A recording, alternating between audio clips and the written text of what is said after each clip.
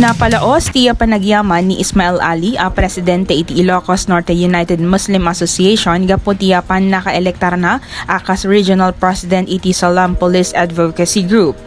Kuna ni Ali, dakkel a responsibilidad ti na ipakumit ken kuana isut gapo na nga ikarkarigatan na timang pasyar kadagiti pada na a Muslim iti Intero a Region 1. Dataywa po iti nagbalin nga Region 1, president po iti Salam Police Advocacy Group.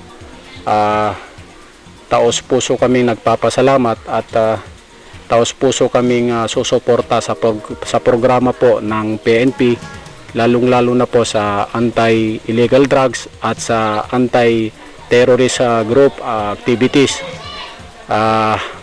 Di lang dito sa Ilocos, pati po sa buong Region 1.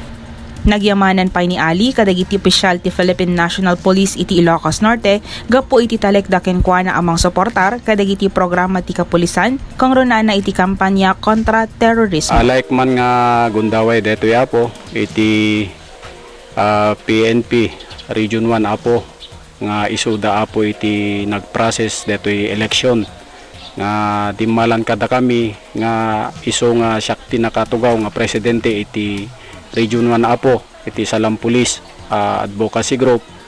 Ken may kadwa po ket thank you ka po iti madama nga lawag CPS under the leadership of Mar Luis Buntoksera ken ni Apo PD iti INPPO apo ni Sir Christopher Brahano apo ken alas apo ket pagyamanak dagitoy kakabsat ko nga Muslim nga nang buto sa apo tapno datayo iti agbalin nga Region 1 President apo iti Salam Police Advocacy Group. Para iti Balitang Ilocos Online, Joanne Agustin.